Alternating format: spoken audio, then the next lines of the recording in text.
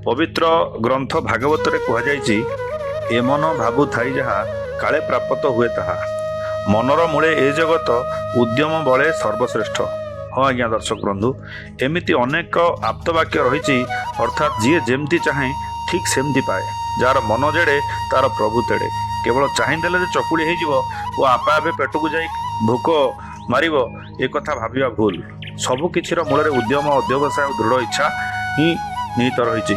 कठोर परिश्रम जो केबे हेले थका लगे नहीं, बरं यह मन में संतोष आनी थाए। इच्छा स्थिरता हूँ संकल्प, इच्छा युक्त स्थिरता हूँ संकल्प, संकल्प प्लस कठोर परिश्रम हूँ सफलता। ये कथा कहबार उद्देश्य आज्ञा दृढ़ मनोबल ही विजय लाभर सोपान श्रेणी। दृढ़ मनांक पाई जीवनर अन्य नाम संग्राम। जो माने दृढ़ मनोबल नहीं सबु बाधा विघ्न झड़झंझा घात प्रतिघात को सामना करी जीवनर संग्राम रत हुंती से माने विजयश्री विमंडित होता। हाँ आज्ञा, बयस 68, ना हूँ अभिराम शतपथी, माने बयस 68, ना हूँ अभिराम शतपथी। झारसुगुड़ू आज माने 2023 मसीह आज की 2 वर्ष तले चलवा आरंभ करथिले। यही पदयात्रा 23,790 किलोमीटर कंप्लीट करी आज आसी पुणी ओडिशार खुंटुणी ठारे पहुंची थिले।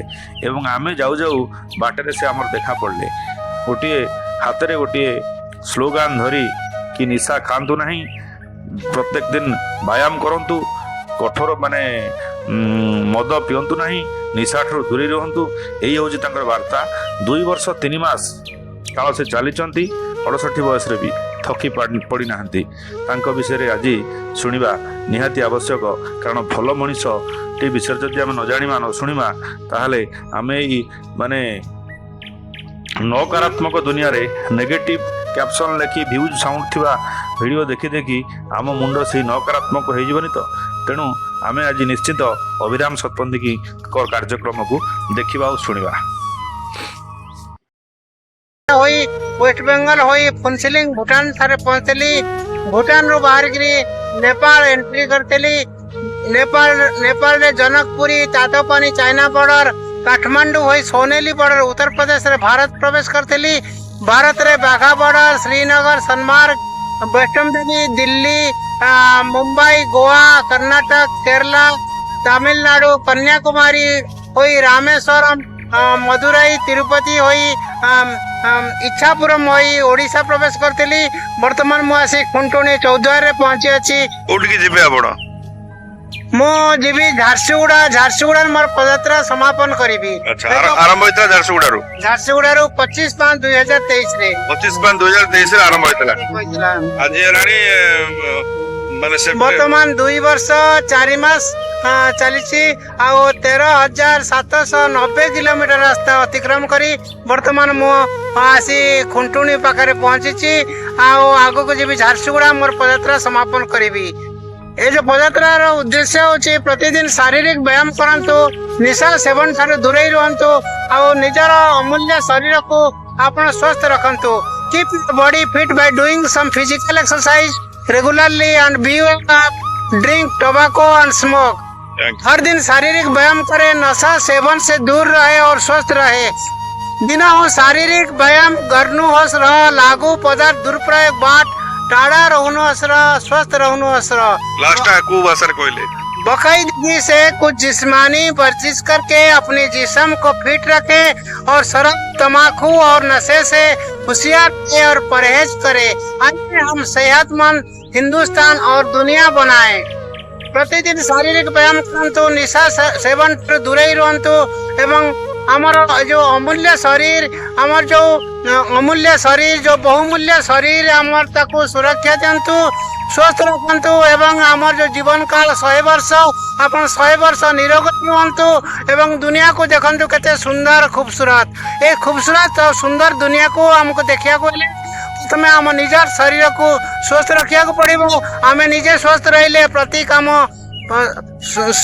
सुचारू रूपे करें भले कर पदयात्रा करुच्ची 68 वर्ष बयस। 68 वर्ष बयस। हाँ, वर्तमान भाषा रे आपण कहले मो आप उर्दू भाषा रे कहली आ नेपाल भाषा रे कहली एवं हिंदी रे कहली आ इंग्लिश रे कहली ओडिया रे कहली भाई आपन ना कौन मो ना अभिराम सतपति वर्षमान बयस मोर 68 वर्ष अभिराम शतपथी हाँ आम आरआईसीएफ न्यूज तरफ गोटे सम्मान आपण ପାଇଁ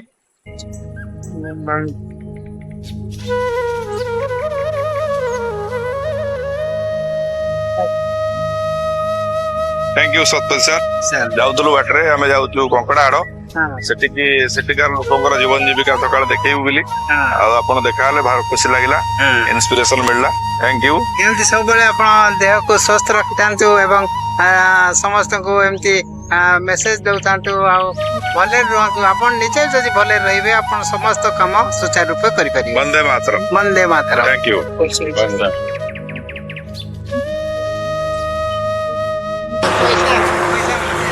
এটা গোটে আপনাকে মানে গোটে মোর ব্লেসিংস বলি ভাবন্তু नहीं नहीं মতে ବି 63 ବର୍ଷ ହେଲାଣି ତ ଏଇଟା ଗୋଟେ ଭଉଣୀର ଗୋଟେ ମାନେ ଆଶୀର୍ବାଦ ବୋଲି ଭାବନ୍ତୁ ପ୍ଲିଜ ଗ୍ରହଣ କରନ୍ତୁ नहीं ଖୁସି पैसा ହେବି। पैसा तो मु तो नहीं पैसा मु तो निजे पावर सेक्टर रे सर्विस रे थिली रिटायरमेंट पर एटा ଠିକ करछि ଅଛି ଆପଣଙ୍କ ଆତ୍ମସମ୍ମାନରେ ମୁଁ କିଛି ଠେସ୍ ଆଣିବାକୁ ଚାହୁଁନି ଏଇଟା ଆମକୁ ବହୁତ କେତେ ଖୁସି ଲାଗୁଛି ଆପଣ ଏଇ ଏଜ୍ରେ ଏଇ ଜିନିଷଟା କରିପାରୁଛନ୍ତି this is your dedication to the society ଏଇ ଯେଉଁ ମେସେଜଟା ଆପଣ ଦେଉଛନ୍ତି ଓନ୍ଲି ଏଇଟା କ'ଣ ଏଇଟା କେତେ ବଡ଼ ମେସେଜ ତ ଆପଣ ଏଇଟା ଗୋଟେ ବ୍ଲେସିଂସ୍ ଭାବିକି ଗ୍ରହଣ କରନ୍ତୁ ପ୍ଲିଜ୍ नहीं पैसा टा मते नेले मते निजे को खराब लागियो सेति लागे ମୁଁ ହଠାତ୍ ମୁଁ ଏଠି ମୋ ବନ୍ଧୁମାନେ କେହି କିଛି ଭାବି ନାହାନ୍ତି ମୁଁ ହଠାତ୍ ଗଲି ଆଣିକି ଇଏ କରିବା ପାଇଁ ଏଇଟା ଗୋଟେ ସ୍ନେହ ମନା କରନ୍ତୁନି नहीं नहीं पैसा टा ରଖନ୍ତୁ ପ୍ଲିଜ୍ ରଖନ୍ତୁ ଏଇଟାକୁ ମୁଁ ଆପଣଙ୍କର ପକେଟଟା ଏଇଟା ରଖୁଛି ପ୍ଲିଜ୍ ଭାବିବେନି ଏଇଟା ଗୋଟେ ମୋର ସ୍ନେହ ଆଉ ମୋର ଆଶୀର୍ବାଦ ବୋଲି ଭାବିବେ ଆପଣ ସମାଜକୁ ଏତେ ଭଲ ମେସେଜଟା ଦେଉଛନ୍ତି ସେଇଟା ବହୁତ ବଡ଼ କଥା ଏଇ ଏଜ୍ ଆପଣ ସବୁବେଳେ